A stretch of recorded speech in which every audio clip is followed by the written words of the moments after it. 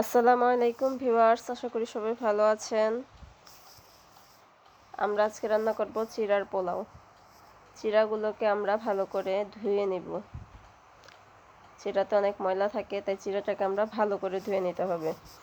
আমি এখানে দেখতেই পাচ্ছেন ভালো করে ধুয়ে নিচ্ছি। 2-3 বার করে পানি দিয়ে ভালো করে ধুয়ে নিতে হবে।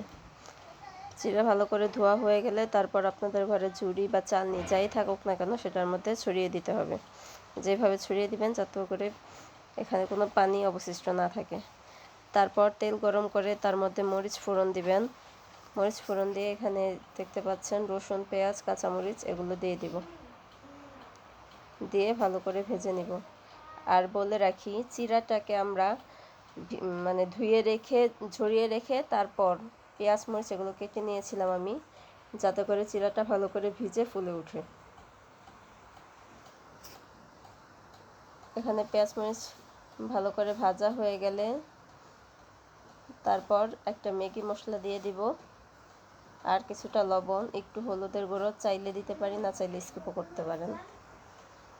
আমি এখানে হলুদের গুঁড়োটা দিতে ভুলে গেছি, তাই হলুদের গুঁড়োটাকে আমি পরে দেব।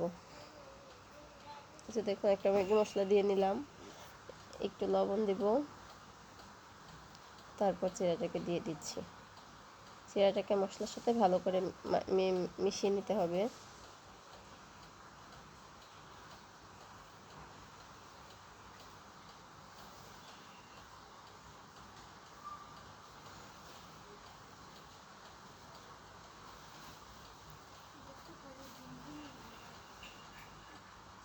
চিড়াটাকে ভালো করে মিশিয়ে নিতে হবে।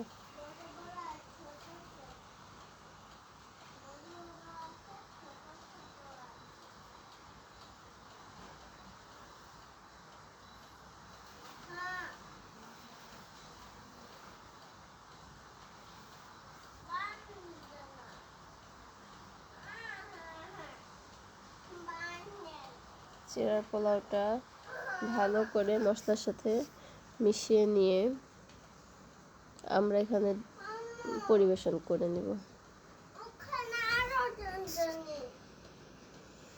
ধনেপাতা দিলাম, ধনেপাতা দিয়ে একটু নেড়ে চেড়ে তারপর পরিবেশন করে নিলাম, বাটিতে পরিবেশন করে নিলাম। এই যে আমাদের চিড়ার পোলাওটা যদি ভালো লেগে থাকে আমার চ্যানেলটা সাবস্ক্রাইব করে রাখবেন।